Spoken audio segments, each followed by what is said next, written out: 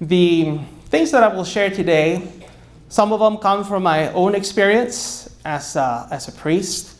Other things I'll share come from listening or hearing people speak about these issues of the transmitting of the faith to the new generation, both the challenges that involves and also the good things that involves. So listening to people, reading various people. I'm going to start with Pope Francis. So it's just a conglomerate. And where I will focus most of my time is a study that maybe some of you have heard of as a study that was conducted, or was published 2 years ago, and it's called Going, Going, Gone. And it's a very, very short booklet. You can read it in probably less than 30 minutes. And I will share the major findings and the major points that this study gives us, which I think gives us a great insight into the children and grandchildren, children and young people that are right before us, and we're trying to transmit the faith. So here we go. Pope Francis has said so many times in various writings and many times when he has spoken that when the church does not go out of herself to evangelize, she becomes self-referential, she grows ill. What that means is that a church that is not constantly sharing the greatest thing that she possesses, which is the gospel, if we're not constantly sharing it, we become irrelevant. We become stuffy. We become a country club. We become a club where people pay fees.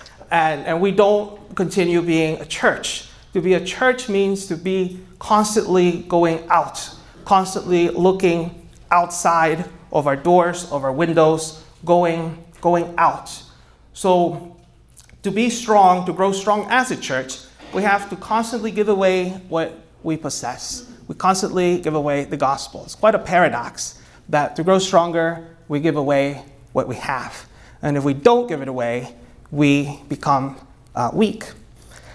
The Pope has also written and spoken along these words that a church that becomes bureaucratic or filled with people who say, no, we have never done it this way, or no, we have tried that before and it didn't work, or people who say, no, nobody will come, no, nobody will show up, no, this will just not work, is really a church without life. Perhaps something didn't work a few years ago, but it doesn't mean it's not going to work now, because we're different, times are different. We have to be open. We have to be creative. Otherwise, again, we begin to die. We become irrelevant. We become self-referential and ill. Pope Francis uses this term, and we've all heard it ad nauseum. We've heard it so many times, that we have to be missionary disciples. We've heard that over and over again. All that means is that we have to be constantly going out, sharing the faith. And he wrote in Evangelii Gaudium, one I have up here, that we're called to develop mission-driven leaders to understand the realities of society today and to identify best practices when it comes to transmitting the gospel. That's the call of the church. And I think that all of us who are here, this is a very particular call, or we're at the forefront, so to say, of this call of the church, to develop mission-driven leaders to understand the realities of society and to identify best practices when it comes to transmitting or sharing the gospel. The Pope has also called us so many times to go out to the margins, to the peripheries of society, to claim and to reclaim Catholics who have distanced themselves from the church and the gospel. And in today's society, very much so, it's been present in every society, I'll talk about it a little bit later, but in today's society, part of that periphery, part of those margins are our young people, are our children. There has been a change. There is something, I'll give you some statistics from that study, but I'll give you a hint now. Of all these folks that were interviewed who were raised Catholics and were now young adults and no longer identified as Catholics, 75% of them said that they ceased to be Catholics, at least in their minds, between ages of 10 and 20. So the idea that kids go to college and then they might distance a little bit, but then they'll come back. They'll come back to get married. They'll come back to baptize their kids. That is no longer the case at all whatsoever. Those days are absolutely gone. And seems many of you agree with that. That probably wasn't the case 20 years ago or 25 years ago. But that's the case right now. There's been a change. There is something different. And I'll quote a little bit from the Pope where he talks about that. There's something a little bit different. So young people in droves are disaffiliating themselves. I mean, you'll have a 12-year-old in a Catholic family, and he or she will tell you to your face, well, I'm not Catholic. And they're so young. And you wonder, what in the world do they know? But that is the attitude. That's the reality. That young people, children, are disaffiliating themselves from the church, and not just the Catholic Church, but overall organized religion in droves. And they've become an identifiable demographic group that now they've been titled or called, maybe you've heard of this already, it's been floating around for the last few years, the nuns. Because when asked, what church do you belong to? None.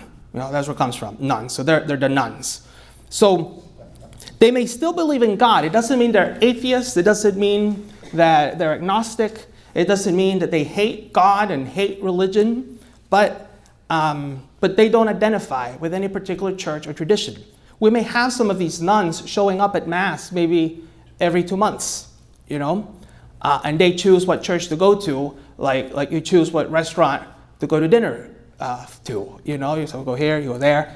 But at the end of the day, they don't attach. They are completely disaffiliated. Now, some of those nuns will be, flat out atheist, agnostic, but not all of them. So this is the kind of dynamic I want to talk about today.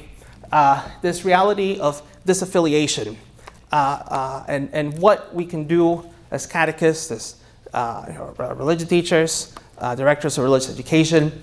What are the trends that are out there? What could work? And what's the ground like, so that we can be a little bit better.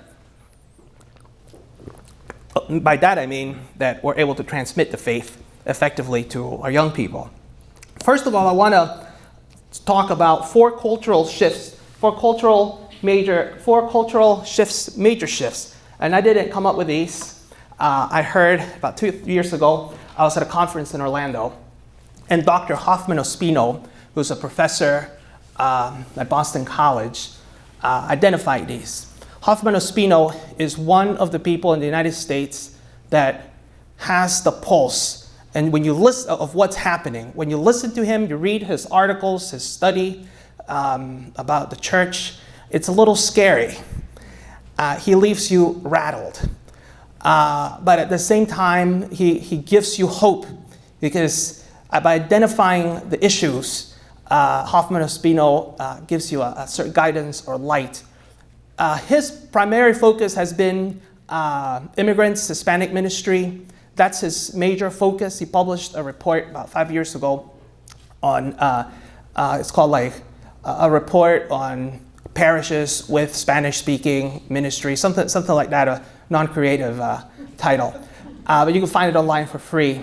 It's eye-opening. But then he also goes into, just in general, because a lot of things I'm going to talk about today, it's augmented in Hispanic children by a lot. It's even worse among the children of immigrants compared to the general, population in the United States.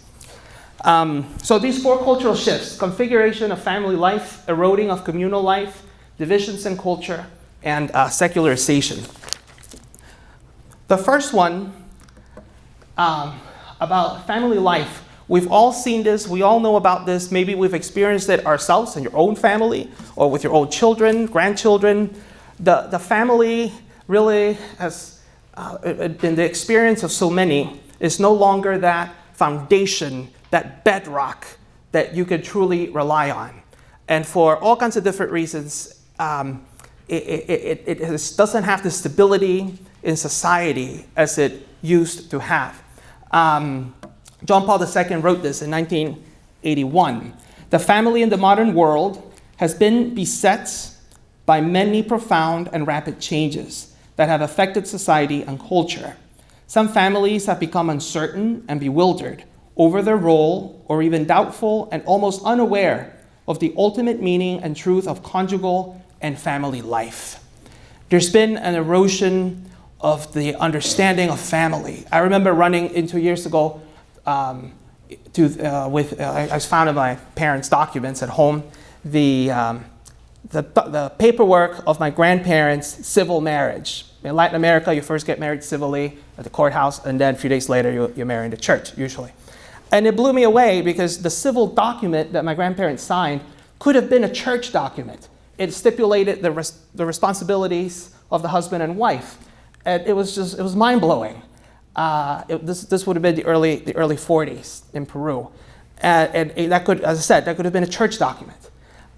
There's been an erosion of the understanding of marriage, the purpose of marriage, and I think, that's all I'll say, I think we've all seen that. And that affects the children that come to us, that even in the fact that sometimes some kids might come every other week on Sunday because they're with the other parent, and it creates not only some difficulties, logistical difficulties, but it creates a difficulty in the minds of the children. There's something missing. There is something that's not there. A stability that should be there is not there, leading to all kinds of anxieties and problems and issues in our children. Second is the eroding of communal life.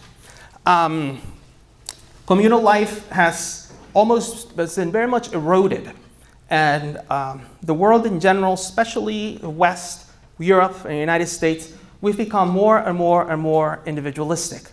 Granted, in the US, our history is somewhat of the triumph of the individual. We're the product of the Enlightenment, the person, and the sense of communal experience, of watching out that we're all in this together. Even in some of the faith traditions, Jesus and me, and that's all that matters. As Catholics, it's really Jesus and us. We have, Catholicity brings a greater understanding of together, that we're in this together, and we all get there together. The focus on the individual oftentimes makes advocating for others unnecessary, and the worshiping in community no longer important. Why do I got to go sit with a bunch of people when I can just stay home and pray by myself? Most of the people that say that don't even pray at home by themselves, but that's what they say. Pope Francis wrote in Evangelii Gaudium, even though God has chosen to call us together as a people and not as isolated individuals, only about 1/3 of Catholics attend Mass on Sunday. And that statistic is, they go at least once a month. And then there's about 1/3 that are nominal Catholics, and about 1/3 of Catholics that just have nothing to do with anything. Communal worship is in decline in general. People would rather be at home, pray alone. And one of the things that is kind of precipitating this is technology. These little monsters that we all have in our pockets, Where is mine? I left in the, oh, no, here it is. Start panicking, I don't know where it is. This is technology. I'm not an anti-technology person, but there's a reality there. It's making us much more individual, the sense of communal. We've all experienced this at home. We're all together and everybody's on their phone or the computer, iPad, and nobody's talking to each other. So there is definitely, in the current society, this eroding of communal life and and indifference. And many of our young people are just somewhat like socially dumb. They don't know. They have a hard time reading emotion. They don't understand. They don't get it. They don't see it. They don't experience it. And that's something new. I think the first iPhones came out in 07, 06 or 07, like smartphones. So that's something that is really is a major shift in society. The next one, and I thought much about what to put on this slide, and this is what I decided to put. So I think just with that picture, you'll understand. There's divisions in culture. We live in constant culture wars that have made respectful dialogue almost impossible. We hear Pope Francis over and over and over again say, there must be dialogue. To dialogue with a person doesn't mean you agree with them. It simply means that you've entered into a dialogue. Even if you don't agree with somebody else, you talk to them. Respect and dialogue seem to have vanished. Just look, at the news. Just look, especially the internet, the comment boards. It's terrible. The idea of disagreeing with someone, yet respecting them as a person, it seems to have disappeared, gone out the window. Unfortunately, this is not only true in the world of politics, but it's also present in families and the church, creating, terrible division and chaos. I recently had that experience of having a conversation with somebody I agreed with, but this person just closed off. It was very bizarre. Even with people you want to agree with, there's something really out there that is dividing us even more and more and more, even within the church. And then the last one is just flat out secularization. It's a major shift. And it obviously tremendously affects the church. In 1991, only 3% of those living in the U.S. identified as having no religious affiliation. 2 years ago, that number went up to 25%. In general, general population. If you segregate just the young up until 35, that number goes even higher. I think it's 35 or 40% of people under 35 are disaffiliated. Again, disaffiliation doesn't mean that they're atheists and agnostics. It just means some of them are, but it means that they just, no church. That's the spiritual but not religious crew, okay? That's what they would fall. So you have atheists, agnostics, and majority nones in that 25%. So despite these challenges that just simply are, that's just what we're faced with. I mean, we do what we can, but that's just reality. I think that not everything is dark and hopeless. Pope Francis, I find, gives us an avenue, gives us a way to find hope and direction in the church today in the midst of these cultural shifts. He wrote in The Joy of the Gospel, this is the thing he wrote in Joy of the Gospel, mere administration can no longer be enough. Throughout the world, let us be permanently in a state of mission. That goes back to what I said at the very beginning. We have to be constantly going out, otherwise we become irrelevant. We become stuffy. We become a country club. And that's not what the church is. The church is the church, the body of Christ. And we have to be permanently in a state of mission. The Pope argues that we live in a critical time of history where something is passing away and something new is emerging. Now, every time I hear or read something like that, I always think of this as everybody thinks that the time that they live in is a time of change and difference. I mean, John the 23rd, when he called the Vatican Council, that was the same idea. Every age thinks that they're right at the cusp of something new and different, more challenging or more exciting, whatever it may be. But Pope Francis makes an argument, I think, that really caught my attention. And he says that our times are not merely an era of change, but a change of era, is what he said. And I liked that. It's not merely an era of change, but a change of era. That going back to those four dynamics, those are new and it's very strong. They're so much stronger. Hoffman Ospino says that if the church doesn't respond by 2040 or 2050, over 50% of people in the United States will be disaffiliated. So there is something really different in the history, not just of our country, but in the history of humanity. Every culture has had religion at the transcendent, and that's disappearing. So I think the Pope is right in saying that there is a change of era, it is not just an era of change. And he says that we require bold missionary disciples to present the gospel to a world that finds it irrelevant. And he is encouraging, I think, as he reminds us that what we share is the gospel. And we can share the gospel with boldness, compassion, and joy because we have great confidence in the message that we share. So instead of seeing what's going on all around us and, just saying, well, what's the point? I'll go back home and forget about it. That he actually says, no, even more so, because we've had an encounter with Christ, because we know what we're talking about, because we have that conviction that we can go out and share what we've received, as it says, with boldness, compassion, and joy, because we have great confidence in the message that we share. So we want to share the gospel with boldness, compassion, and joy with our children and young people. We have to understand what's going on in their lives. What are they facing? What are they thinking? What's happening? I'm 37, and about 2 years ago, I had my first experience of talking to somebody who was like 19, and I realized, oh my goodness, I don't get it. I don't understand what they're talking about, how they reach those. It was the first time I felt, now there was another full generation younger than me that I did not understand. I felt like my grandfather.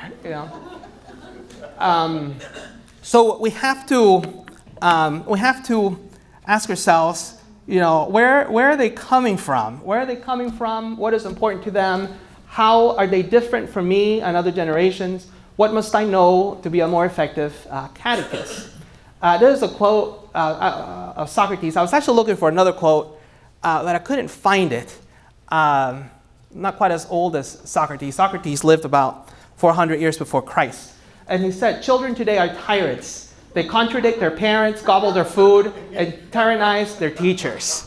That could have been written today, There's another quote written by a Roman philosopher, I think it's Cicero, to this effect. He says, if the children stop disrespecting their parents, society is going to fall apart.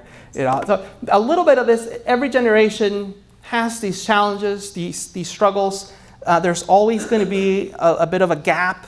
We're trying to reach the young, the children and young adults. That's always been the case. So then we have to do the same thing now. Try to grasp who they are, what they're thinking, where they're coming from. Because unless we know that, we're not going to be effective. We're going to be like talking here, and the kids are going to go over their head. They're going to find it irrelevant. And then as soon as they are forced to go to preparation for sacraments, they just drop it and they're done with it because the whole affair to them was like irrelevant, not irrelevant, it's a strong of a word, but they just didn't find it helpful. They just whatever, it's over, I'm done, bye-bye. And we don't want that. There's something missing. And I think kids before were a little bit more docile. They just go, you learn, you keep going. But now there's a change. There's greater access to information, to knowledge in general.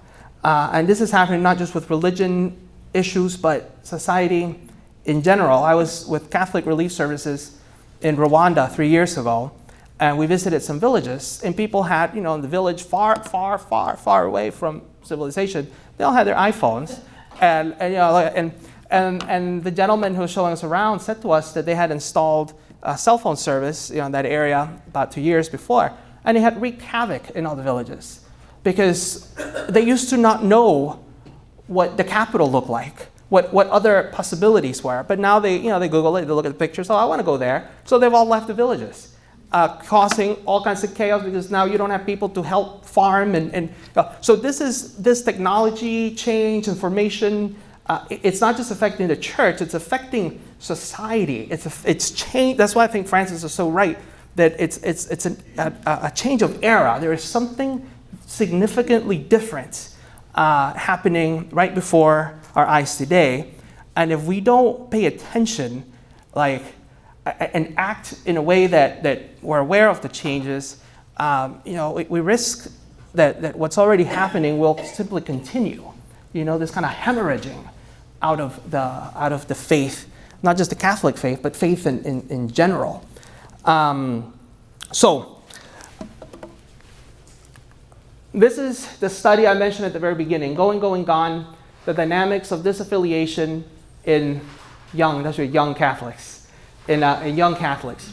This was done by St. Mary's Press of Minnesota, which I think is run by the Salesians. It's run by a religious community. In 2017, concluded in 2017. And the reason that this study was conducted was to study, to hear the life stories and the reasons for disaffiliating from the church, Catholic Church, in youth and young adults' own words. That was the purpose. Though at the end of the study, you wish the study would kind of give you a bullet point solution, for everything that, now do this, now do that, now do this. It really doesn't. But it presents the problem, and then it does give some questions to consider. What you could do, or it's very good. And I said it's very short. It's not very long. You can read it very, very, very quickly.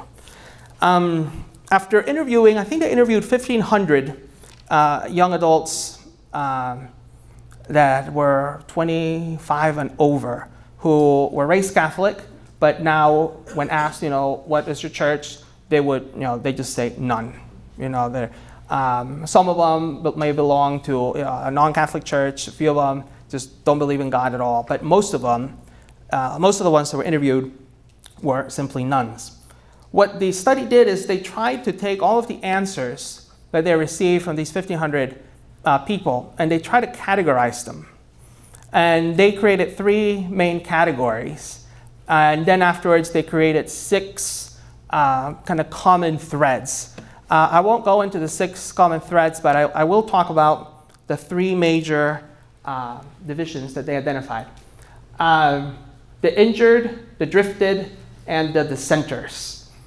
And now I'm going to talk about each of those 3. What are the types of things that they said, and what does that mean? That these kids who were raised in a Catholic family, who received a religious education, being at a Catholic school or in a parish school of religion, but that still, 74% of them say that they left the Catholic faith between ages 10 and 20.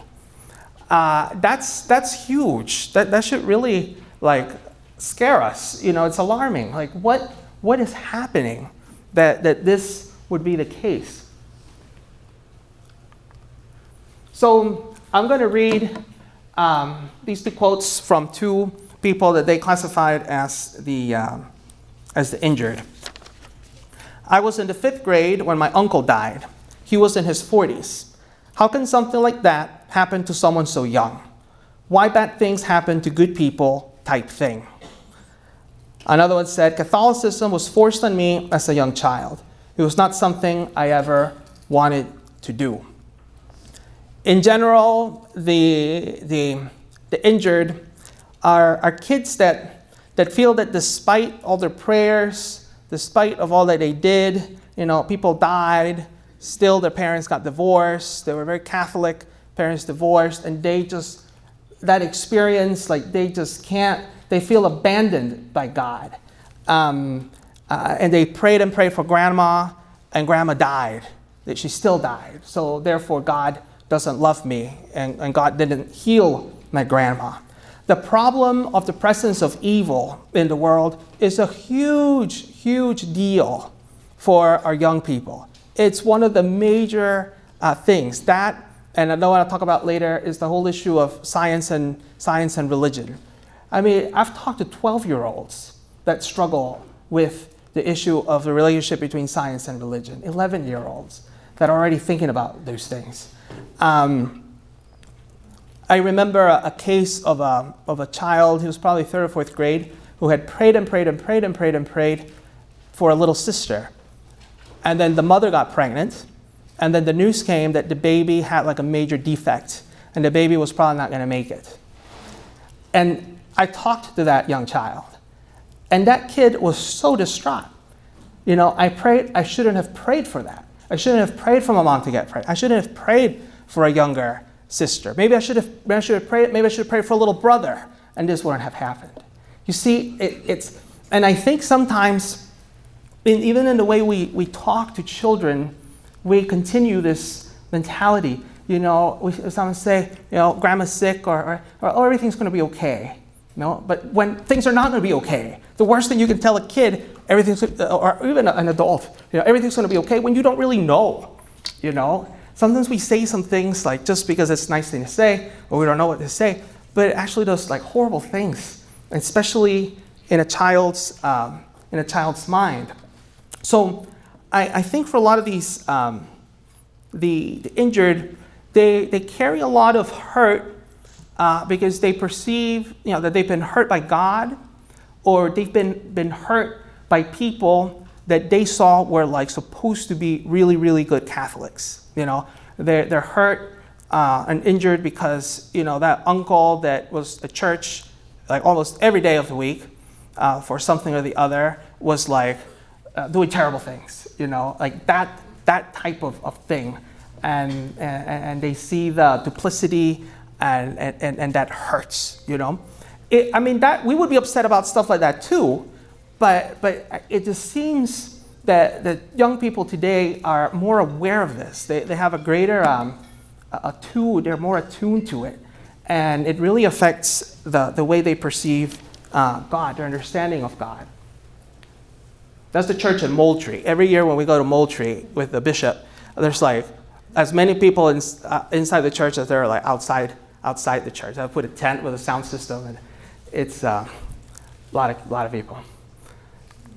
So questions to think about when we think of the injured. I gotta keep track of time because I could probably talk till 1 PM. Okay. So questions to think about, questions to ponder. How do we help our children process the painful challenges they face at home and at school? Do we further the concept that God is some kind of fairy godmother who just comes down and fixes everything with a magic wand? Or do we help the kids find healing, find hope in the gospel, in God, in the midst of the difficulties, in the midst of the pain? Do we say with very good intentions when grandma's sick, don't worry, she'll be okay, and then grandma dies the next day? In the head of an 8-year-old, you lied to him, and they will remember that forever, and it will affect their relationship with God forever. We have to be really, really careful. Do we take time to listen to the kids, to the children, allow them to voice their questions and express their concerns, even if the lesson plan goes out the window? I'll talk a little bit, I had myself. There's another one that, a quote from a kid that hints at that.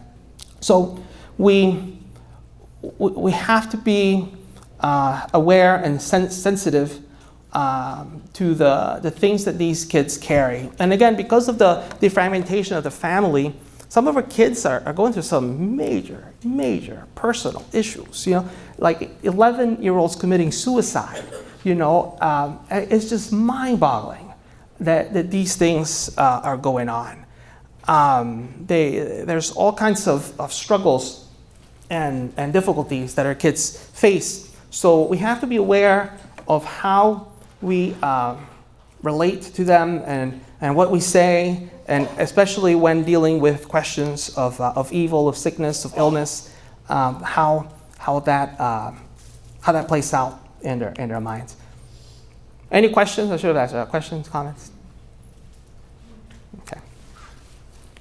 Next one, the drifters. These are 2 quotes that I got from the study about the drifters. Kid said, "I don't know if Jesus was a real person. It is not that I don't believe, I am not just sure about it." That person is just going to drift right out. The wind blows a little too hard, they're out the window. I wasn't even sure if Jesus was a real person, in the sense that there was never any conviction or kind of heart understanding of what was being taught or what was being transmitted. A second one. "I guess I stopped identifying as a Catholic after high school because I wasn't forced to go to Mass anymore. I stopped going to church. Additionally, I ended up being extremely busy. When you get to college, there's a whole bunch of stuff that needs to be done, and you don't have time. Millions of Catholics would say that, freshman year in high school, in college. So what I find here is that these kids probably never had like a deep conviction of what was being transmitted. Maybe they just memorized some things and whatever, but there wasn't a, they saw the church and going to church and church things and the faith.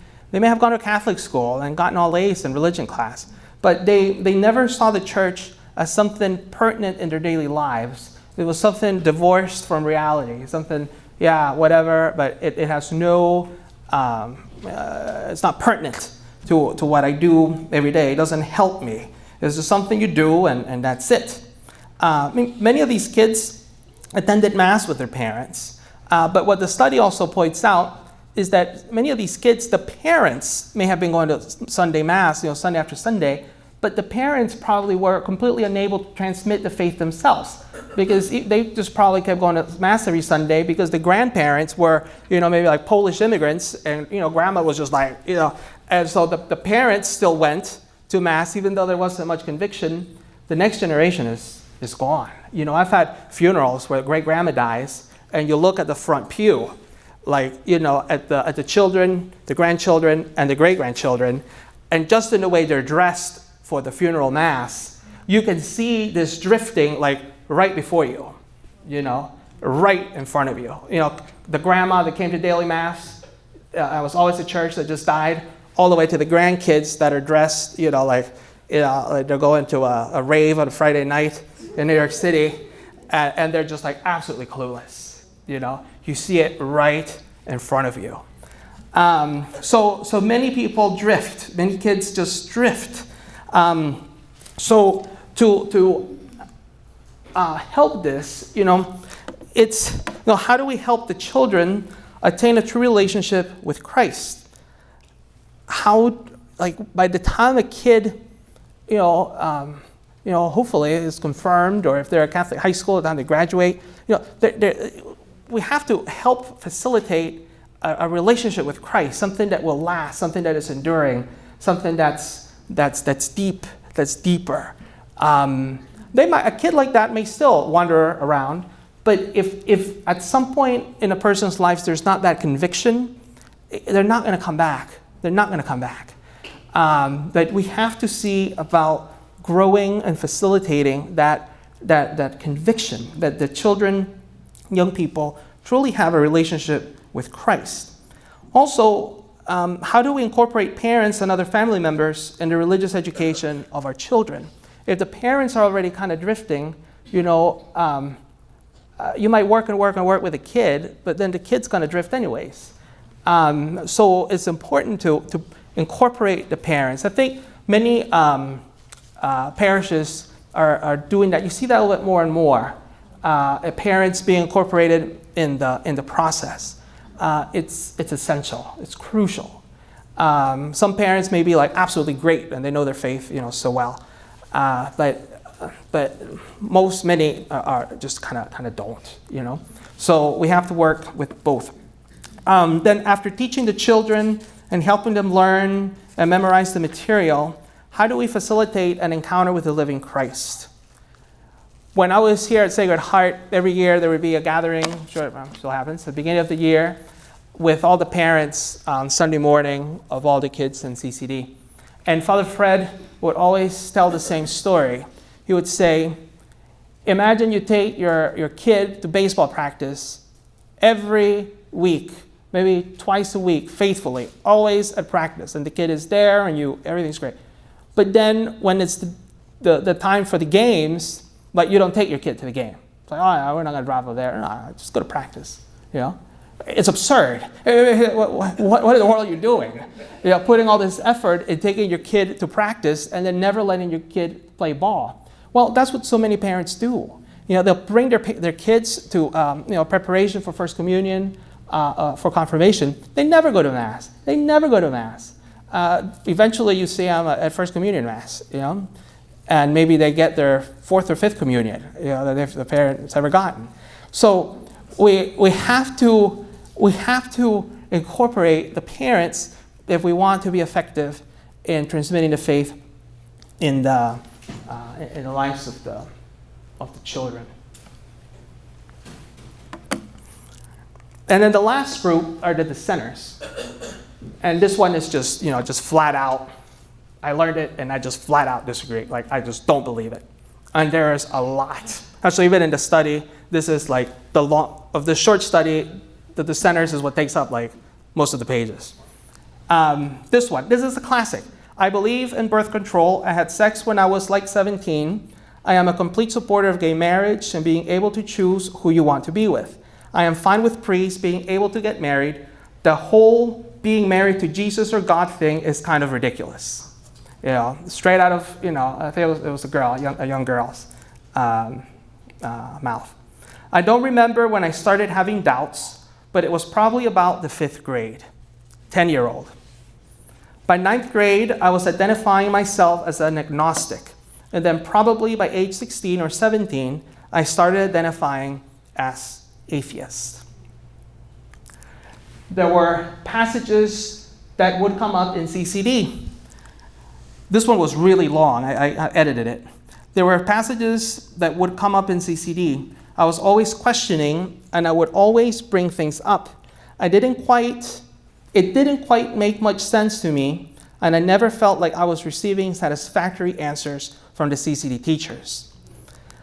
I always have been very smart, and I was always studious.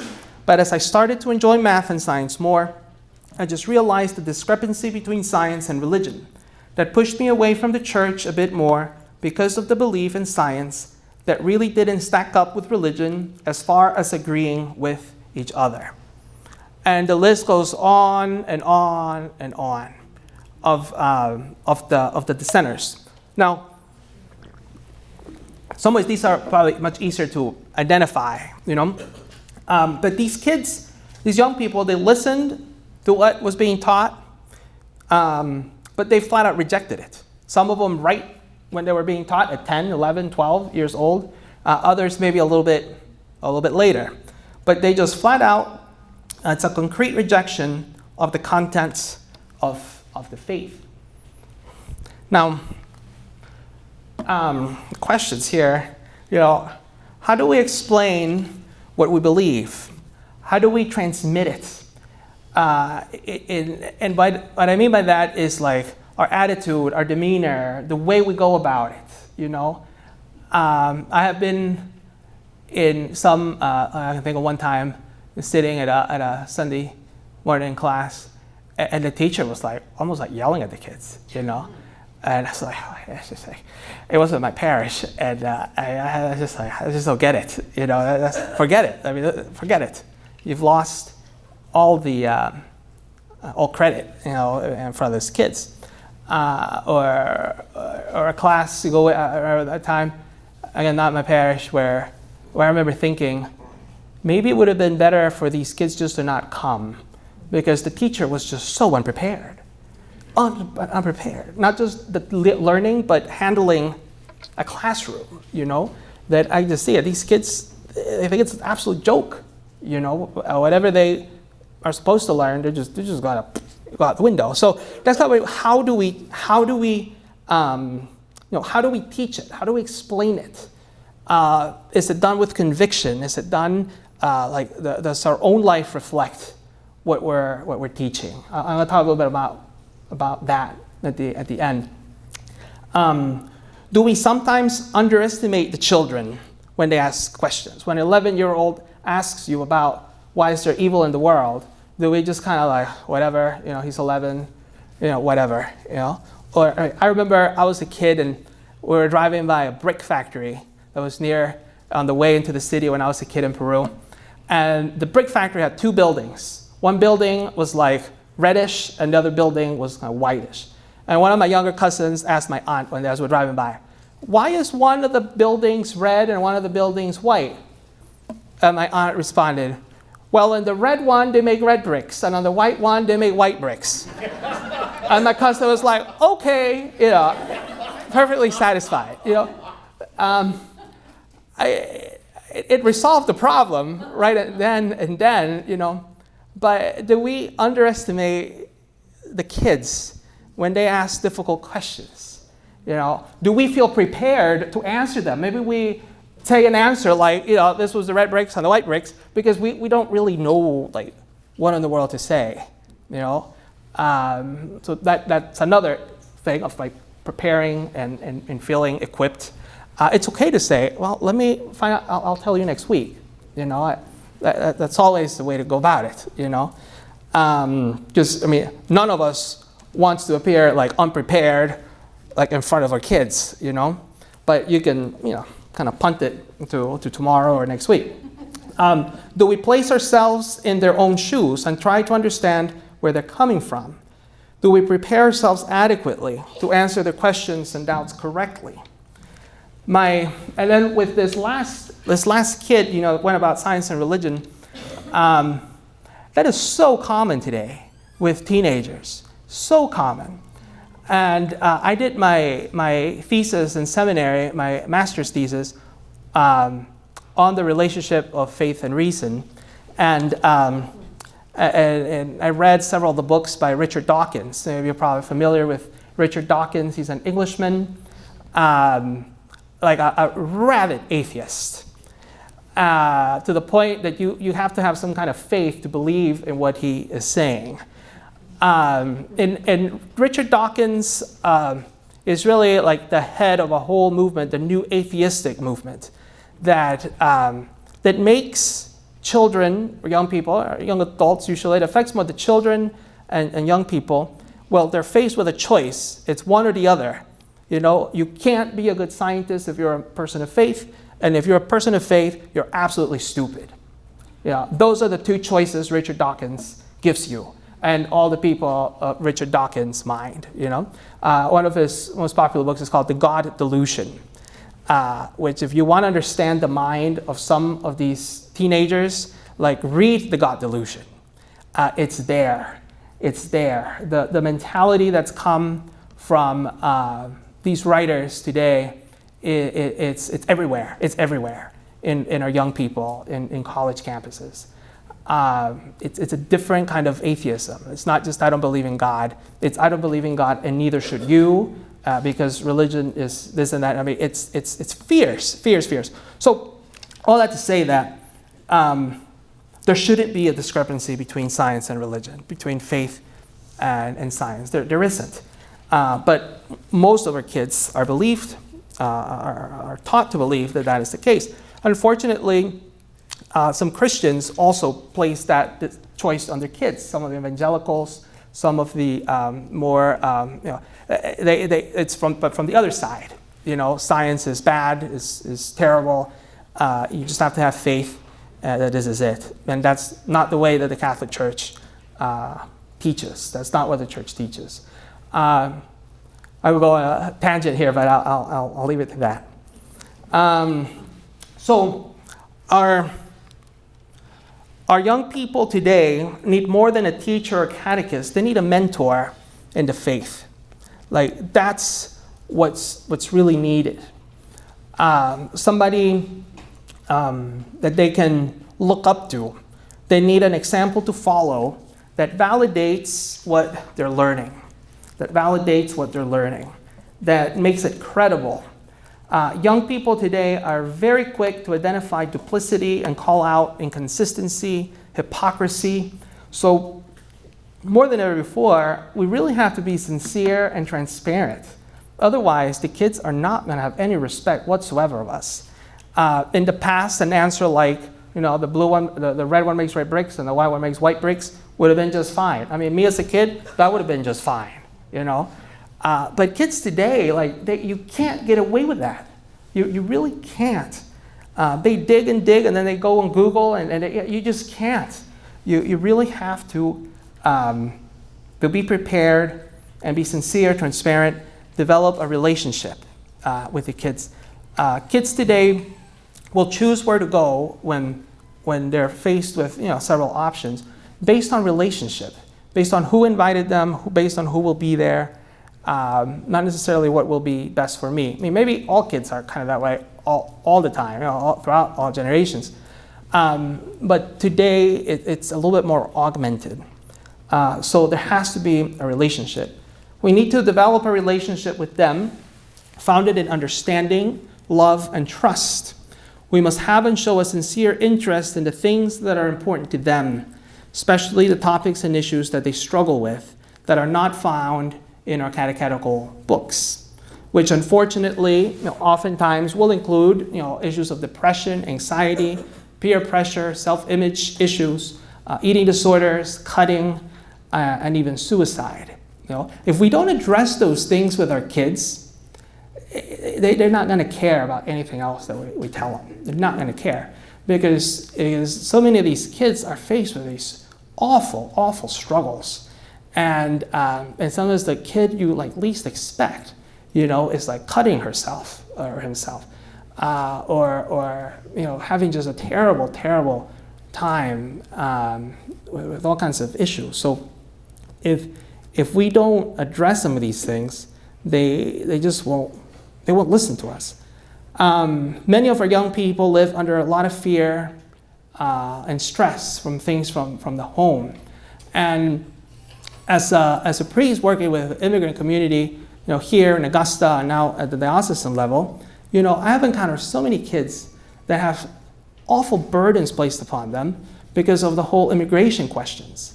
I mean, to talk to a 14, 15-year-old girl, and this is an actual case, 14, 15-year-old girl who tells me that her biggest fear in the world is that she'll come home and both of her parents will have been picked up. And what will she do with her 4 other siblings? That they'll be separated, that they'll go on foster care. And this was 8, 9 years ago. Now, some people will be like, oh, that's not going to happen. Well, it does. It happened a few days ago, So, but I don't want to get an immigration issue, but you have to understand that some of the kids that you're teaching, this is the reality that they live in. And this is their reality at home. And they're not going to talk about it with you. They're not going to talk about it with the counselor. But it's something that is terrorizing them and eating them up. And they're not going to talk about it to anyone. So we have to, be aware. Some of the kids that are with us, still in this topic, they themselves may have been brought here as kids, and all their friends are trying to get driver's licenses and everything, and they can't. And they won't be applying to college. They won't be. So there's a reality there that creates a lot of tension, a resentment, a difficulty, and even if they're born here, you're citizens, there is a lot of anxiety, resentment that is brewing. It's already brewing, and it's going to be really, I think, it's going to be really bad because there's a lot of anger and resentment there. But those are our kids. As a Catholic church in South Georgia,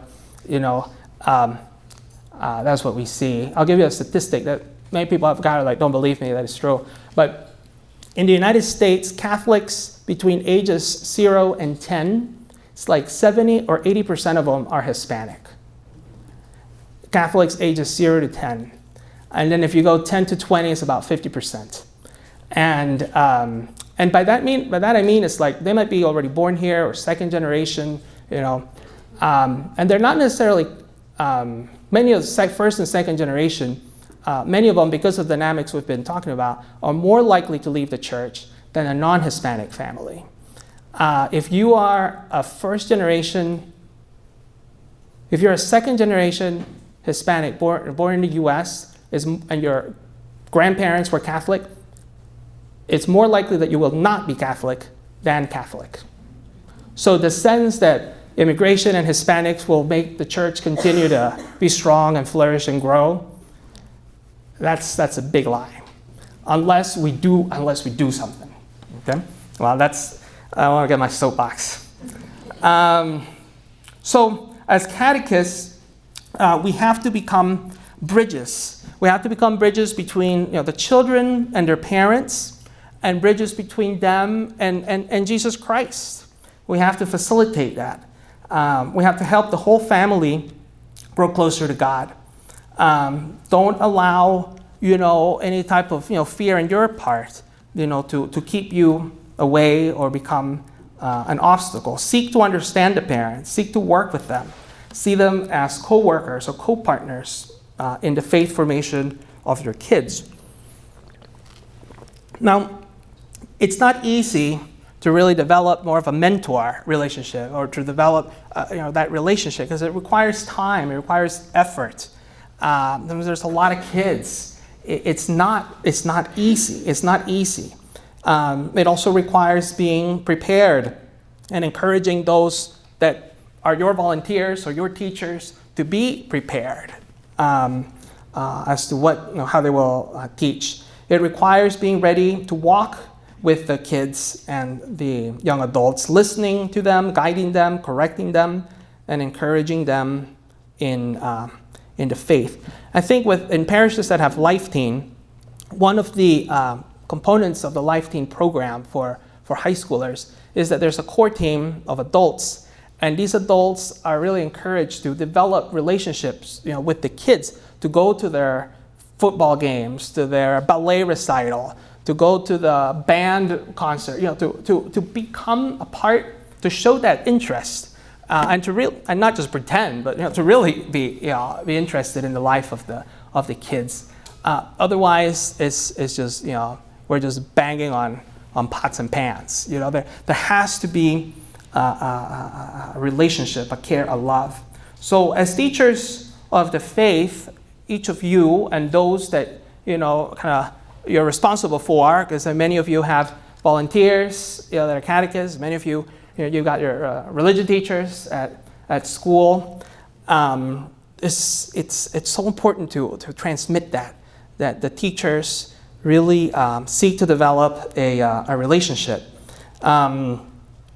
It's quite a responsibility, but it's an awesome responsibility and an awesome responsibility because you're facilitating a relationship between a child and God. You're molding it. You're informing it. The way you relate to the kid will inform the way the kid relates to God. And that is huge. That is huge. And you can have such a positive impact in informing and molding that relationship. It's not just what you teach, but how you teach it, how you go about it, how you relate to the kids and young people. It's important to prepare, obviously, to know the faith, to know the facts, but it's even more important that you live out your faith and pray for the kids entrusted to you, and pray for this important ministry that has been given to you. One last thing, if you're wondering, like something you could read or something you could, go to. I read this book about a year and a half ago. It's recommended by a priest friend of mine that also graduated from Aquinas. Is a year above me, and South Carolina. Forming Intentional Disciples by Sherry Weddle. I've heard her speak too at a conference, and she's great. She's great. She really knows what she's talking about. Sherry Weddle went to visit parishes, and she conducted surveys in parishes all over the country. And she was absolutely shocked to find that in the questionnaire that she passed out, that the majority of Catholics said that they did not believe it was possible to have a personal relationship with Jesus Christ. I know, it's like, I don't know, maybe it's the way the question was phrased or something, but that shocked her. And she said, what in the world does that mean then? What are the average Catholics doing at Mass on Sunday, every Sunday? What's motivating them if it's not this personal desire to know Christ and to grow in holiness? Then what is it? So then she went on, she wrote this book, and she goes around and she talks and retreats and all these types of things to form what she calls intentional disciples. A disciple, somebody not just somebody that believes and whatever, but that you're a true disciple of Christ. You truly know, you follow, and you love. And it's something intentional, that you're doing it and why you are doing it.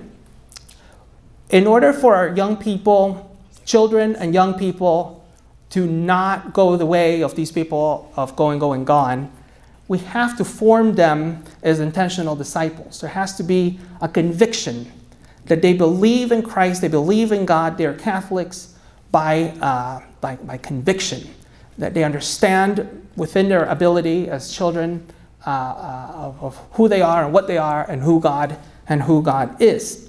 Weddell says that we must raise intentional disciples, which in a way you could interchange it with Pope Francis's missionary disciples, people who have a personal experience of Jesus Christ. And it's all about cultivating a genuine, profound relationship with Christ.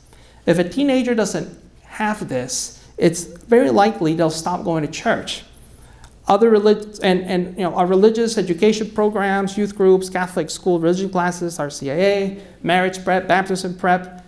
In other words, like if our parish programs and what we do at the parish or the school don't all lead to this, to form intentional disciples, people who believe in Christ because they make that decision, because then it's clear in their mind. If everything we do doesn't lead to that or is part of that vision, then they're just like, well, what are we doing? What are we doing? What we offer as a church is not programs. We offer Jesus Christ. Programs don't transform because Jesus transforms. More programs. We need programs and things, of course, but programs in of themselves, they don't transform. The programs have to point to Christ. They have to create disciples. They have to create mission-driven leaders, going back to the beginning with the words of Francis. They have to create conviction. They have to create a desire to go out and share what they have received. How we are as people, so we're right here. How we are as people, as Catholics, in the way that all of us serve Christ and His church, will all be noticed and seen by the people that we transmit the faith to. And they will see it, and we will be able to form their relationship with God. And so, in summary, thank you for what you're doing. It's not easy. Even if you were, teaching, English, to 30, 40, 50-year-olds, I would say that'd be tough enough. But when you're transmitting the faith, even more so, the responsibility, as I said, an awesome responsibility that could be easy to shy away from, but rather embrace it and don't be afraid of it, but recognize that you have this great ability to form the minds of our young people, and that will inform the relationship with God for the rest of their lives. So I do agree with Pope Francis that we're experiencing not merely an era of change, but a change of era. And that there are some unique challenges that we face today, many of which that I discussed.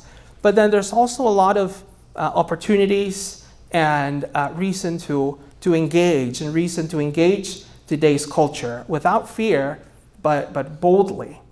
And the harvest has always been abundant, and the laborers have always been few. And not let's think immediately of priesthood, but just in general, trying to find volunteers to teach, on Sunday mornings. There is plenty to do, and not enough people, to do it. It's tough. But Christ is calling us, to serve Him in a particular way.